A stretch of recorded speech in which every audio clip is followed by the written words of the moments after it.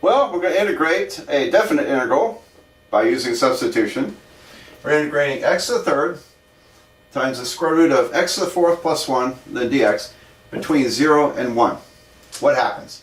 Alright, well, I'm just going to go about my business here integrating through substitution because there's no way to combine this together gracefully. I mean, I could, if I wanted to multiply x cubed through here, I would have to change the x to 6. I would have like x to the 10th plus x to the 6th square root.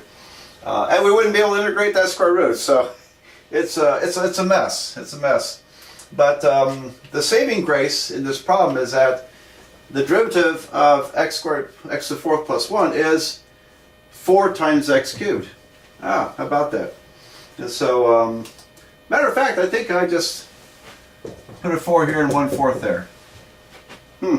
All right, now if you're my student, you get me in calculus 2 later on, I'll start doing these tricks like this, and you'll be okay with it. But let me go through the steps to justify this, because I know this is pretty new to you.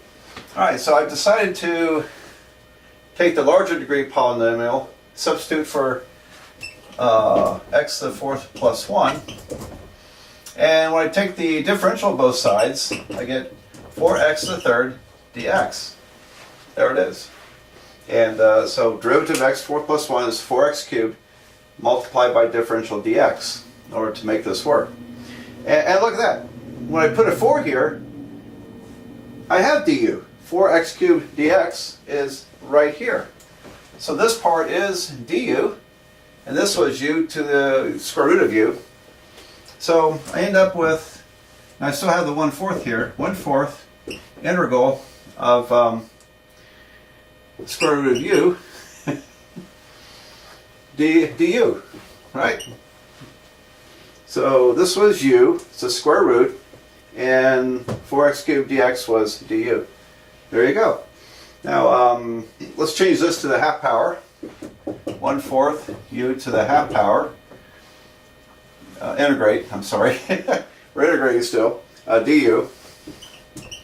Alright, so now we integrate u to the 1/2. We get, let's see, 1/4 times u to the 3/2 over 3/2. And it gets a little funny here because I think this is going to be 6, right? 4 times 1.5 is 6. 2 times 3 is 6. So I get 1/6, or I end up with the square root of u. Square root of u cubed over 6, which is the square root of x to the fourth plus 1 over 6, and we're integrating from 0 to 1. There you go. So we you notice that I pretty much treat it as an indefinite integral, except I didn't put the plus c. It is a definite integral. I didn't write in the limits of integration here. You know why? Because these limits are applied to x. They don't apply to u. Not to you at all. In fact, when x equals 0, u would be equal to 1. And when x equals to 1, u would be equal to 2. So my limits of integration here would be from 1 to 2, not 0 to 1. So it's kind of a fundamental error some students will make as they learn this. You cannot use the original limits of integration on a new variable. Okay, you just can't. So you have two choices. You can change the limits of integration, or you can change it back to x and then use the original limits of integration, which is what I'm going to do. And I think I missed something here. You're probably screaming at the screen here. I forgot my third power here, didn't I? Third power. Square root third power. Okay.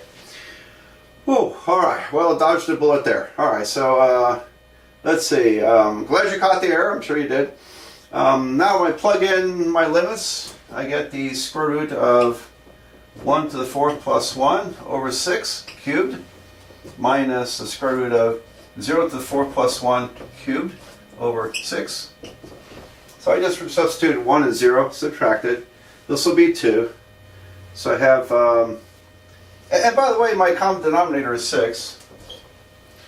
And so I end up with square root 2 cubed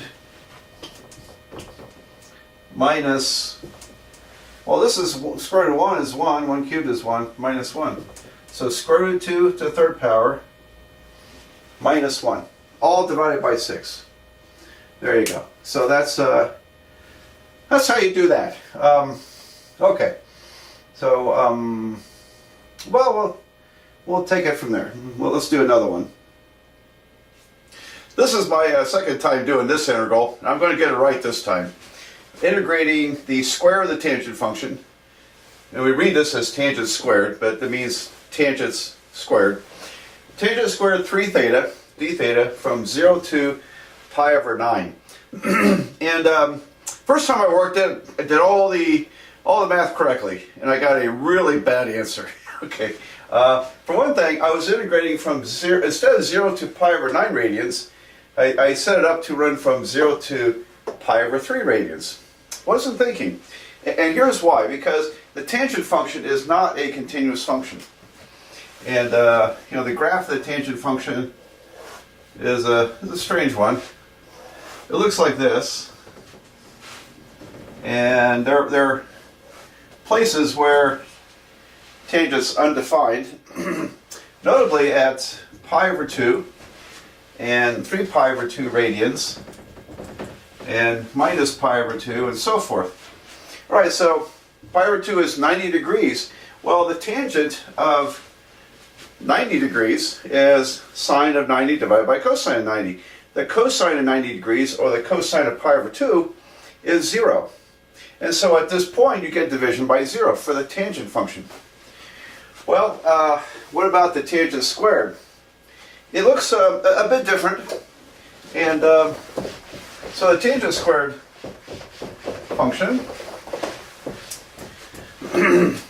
would, let's see, we're still going to have these asymptotes. I got a little bit of frog in my throat here, so sorry about that. But I think it's going to look something like a, whoops. They're going to look kind of like little parabolas of sorts. They're not real parabolas.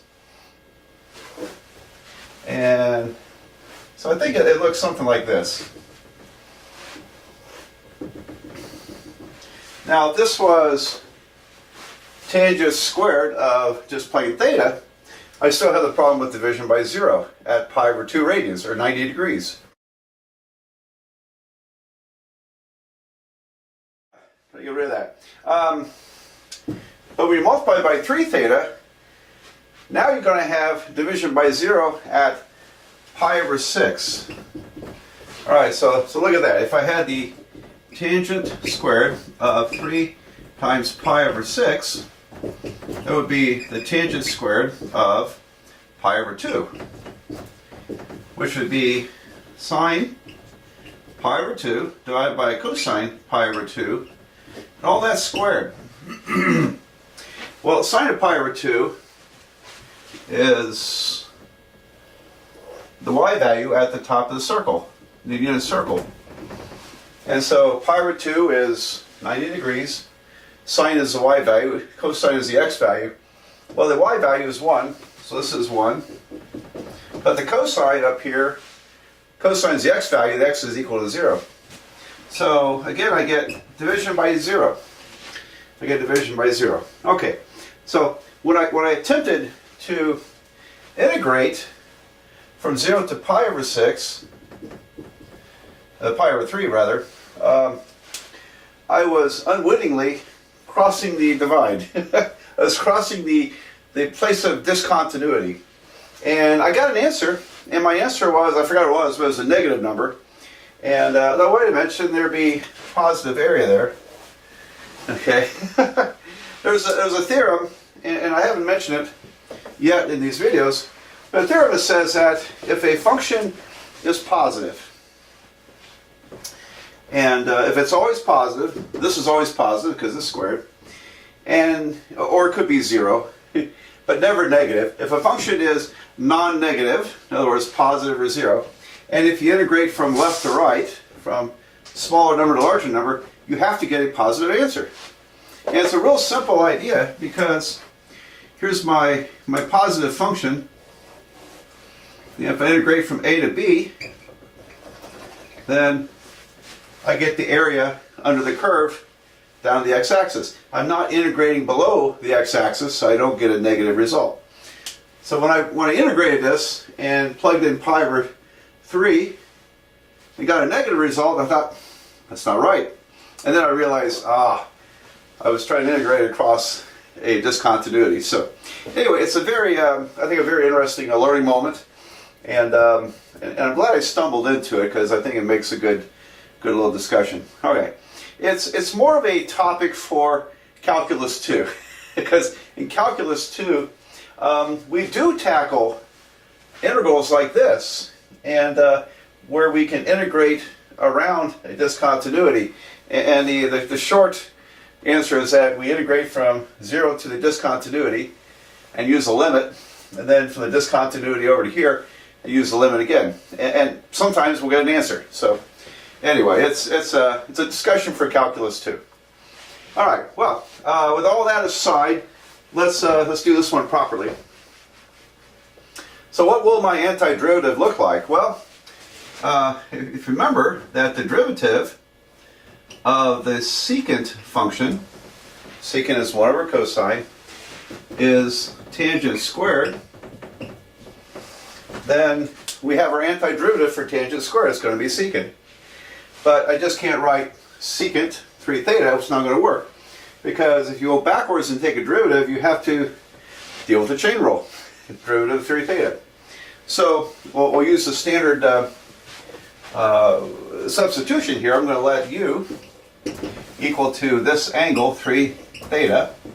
That means the differential is going to be 3 d theta. And so I can, and again, there's this kind of 2 ways to approach this. If I solve for d theta, it's going to be du over 3. So I can replace d theta with du divided by 3. The other technique is to say, well, look, I need 3d theta, so let's make it 3d theta. I'll put a 3 in here. Here's my 3d theta, just du. But when you do that, multiply by 3, you also need to divide by 3 in order to keep it balanced. So this is a good technique as well. All right, so what do we got? This will be 1/3 integral of tangent squared u du. Because again, here's du. And now I've got my basic antiderivative of tangent squared is going to be secant. So we have 1/3 secant of u, and then go back to the original variable, 1/3 secant of 3 theta, and now I can restore the limits of integration. So one more time. In the process of substitution in a definite integral, don't use the same limits with a different variable. Okay, it's just asking for trouble. I can't use 0 to the pi over 9 with u. Okay, I could find out what u would be when theta is equal to either of these limits of integration. I could change my limits of integration, and that's perfectly fine. So I think most people, as I'm showing most of the time in these videos, most people would just simply go back to the original variable and use the original limits of integration. Okay. All right, well, let's finish it up. So, like I said, we're supposed to get a positive answer here.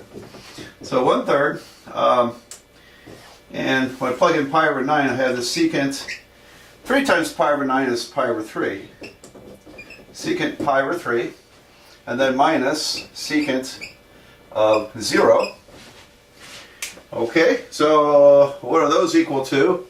And let me fall back on our unit circle again, because I figure some of you are maybe a bit rusty about the unit circle in radians. And so if you need to, think it out this way. Where's pi over 3? So here's 0, pi over 2. Pi over 3 is actually 60 degrees. And secant is 1 divided by cosine. Well, what's the cosine? The cosine is the x value and it's going to be 1/2. Okay, it's not 1/2 because my picture looks like 1/2. It's because it's 1/2 because it is 1/2. But you know, the friendly angles that we use sometimes, often, are 30 degrees, 45 degrees, 60 degrees, 0 degrees, 90 degrees, and any multiples of those. That would translate to 0 radians, pi over 6 radians, pi over 4 radians, pi over 3 radians, pi over 2 radians, and any multiples of those. So, alright, good luck on that. But the secant is going to be 1 divided by the cosine. The cosine, pi over 3 is 1/2. So we'll put all that together. I have this 1/3. And here I have 1 divided by 1/2. 1 divided by cosine will be 1 over 1/2. And then what's the secant of 0? Don't assume it's 0. Actually, it's not. Because secant is 1 divided by cosine. The cosine of 0 is 1. The x value is 1. So I have minus 1 over 1. Minus 1 over 1. Okay, well, in that case, invert and multiply here. I have 2. 2 minus 1 is 1. 1 times 1/3 is 1/3. So the area is exactly 1/3. Which is kind of amazing considering we're using a kind of an odd trigonometric function with an irrational limit of integration, pi over 9, which by the way is 20 degrees. And we got this nice, wonderful, rational answer. So that's kind of a neat curiosity, isn't it? Okay, well, that's that one.